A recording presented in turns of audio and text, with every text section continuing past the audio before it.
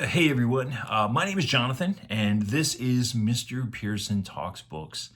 And today I want to make some recommendations for students or for young people who might be interested in the game Dungeons and Dragons. In my house, we really like Dungeons and Dragons. One of my sons, he participates in a weekly game with some of the friends from school, and I have another son who is currently participating in an after-school Dungeons and Dragons club. So when I was growing up, I had gotten the Dungeons and Dragons rule set for Christmas. And then my father and I and my brother, we went away on a camping trip. And while we were there, my mom went to a church event, and the speaker there told everybody about how evil Dungeons and Dragons was. And so when I got home, unfortunately, she made me throw it away. Now, fast forward to when I'm a dad. My kids showed some interest in it, so we bought some rule books. We got really excited. I want to offer you some books so that if you have some students in your class, if you're a teacher, or if you are a parent and you are interested in your children playing Dungeons and Dragons or getting to know more about it, or just looking for some good books. But today I put together a list of 5 books that would be excellent for students or young people to read if they're interested in Dungeons and Dragons. This is the first one is Fart Quest. Yeah, I said that right. Fart Quest by Aaron Reynolds. And this is the story of 3 friends. Their names are Fart, Pan, and Moxie, who are looking for a quest. They want to try to prove themselves because their teachers, they were on a quest with their teachers, and they were killed. The teachers were killed on the adventure. So rather than go back to the school with their tail between their legs, they decide to seek out adventure on their own. And this world, if you know anything about Dungeons and Dragons, they live in a very fantasy world. There's a lot of magic, there's monsters, there's dragons, there's all kinds of different things like that. It's very much like the Forgotten Realms, which is a setting in the Dungeons and Dragons world. And yes, as you could probably tell from the title, it is very potty humor. There's a lot of rude jokes and things that'll make young people, particularly boys, but definitely some girls as well, that are gonna laugh. And there are 4 books in the series. So the first book is called Fart Quest. Then you have Barf of the Bedazzler, The Dragon's Dookie, this is the 3rd book, and The Troll's Toe Cheese. Now, I've only read the first book. It was enjoyable. Kids that I've recommended it to seem to like it as well. But if you have a young person who really likes potty humor, just laughs at the word fart and things like that, or they like adventures with monsters and sword fighting and magic and stuff, Fart Quest by Aaron Reynolds would be a fantastic book for them to check out. I'm pretty sure you can get it at your library, or I will leave a link to Amazon down below. Another series that I'll recommend that I've been reading through is called Fablehaven by Brandon Mull. Now, this one isn't necessarily a Dungeons and Dragons related book, but what it is it's about a girl named Kendra and her brother Seth. And just as an aside, Seth makes some of the worst decisions I have ever seen a character make. And there are times where you're just like, let Seth get in trouble here so he will learn his lesson. But they have to go on a trip to their grandparents' house. Their parents are going away for some family time with their brothers and sisters, so Kendra and Seth's aunts and uncles. And they're not looking forward to going to their grandfather's house. But once they get there, they come to find out that their grandfather is the caretaker of a special place called Fablehaven, which is a preserve for mythical creatures.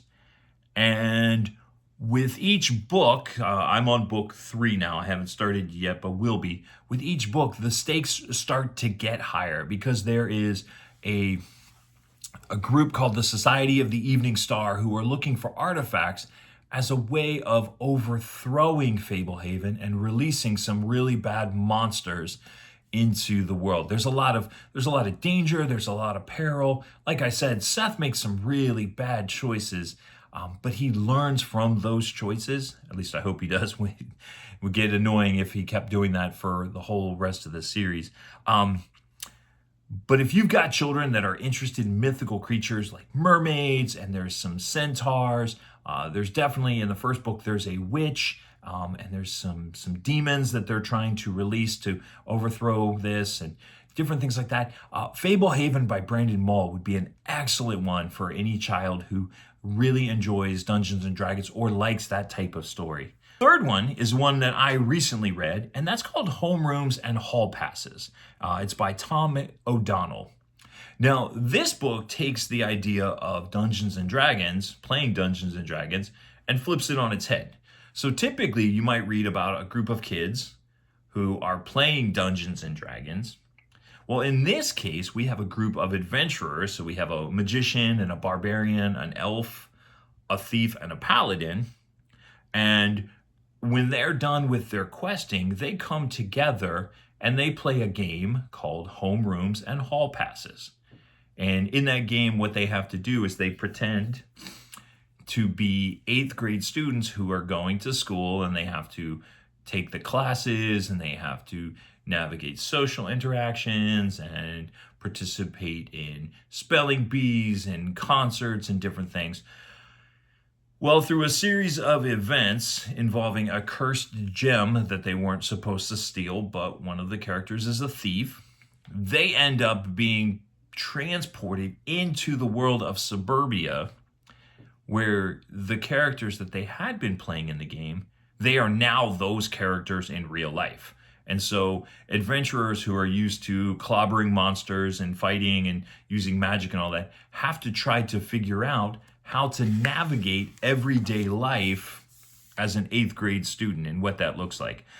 A great book. It's got a lot of heart to it. There's a lot of imagination, and the characters have to not only learn how to be 8th graders in a real world situation and make friends, they also have to figure out how to stop the undead monster that they defeated before and get back to their world. There is also a sequel to it that I think is called The Heroes Level Up. I have not had the opportunity to read it yet, but it's definitely been added to my list to read. So this book is Homerooms and Hall Passes by Tom O'Donnell. Definitely a great book if you have a student or one of your children is interested in role-playing games. Number 4, the 4th book on my list here, this is actually a graphic novel, and it's called Table Titans Club, and it's by Scott Kurtz. This graphic novel is all about a group of kids who have an after-school Dungeons and Dragons club. There's a girl named Valerie. She's new to the school, and she's trying to come in and fit in. And in some of her previous schools, she's had a bit of a hot temper, and so there's been some fighting and things. It's a group of boys who have the Dungeons and Dragons, and they don't think girls should play Dungeons and Dragons, but one of them decides, hey, let's invite Valerie, which was really exciting for them. And then there's all kinds of other different things. Now, the entire thing is not about Dungeons and Dragons. There are some great set pieces. There's some great things where they are playing Dungeons and Dragons, and Valerie brings a new way of playing the game to the way the boys are used to, which causes them to think and do things differently. But there's also some interactions of what it's like to be in a middle school and come in contact with some bullying and all kinds of other different things and friendship issues. I really enjoyed this book, and I think that if you have a young person who is experiencing those types of things and who might be interested in Dungeons and Dragons, this would be a great one for them to read. It's called Table Titans Club by Scott Kurtz. There is a second one. I don't have a release date for it yet. It'll be sometime in the future, but definitely keep a lookout for it. Today is another book. This one is called Roll for Initiative.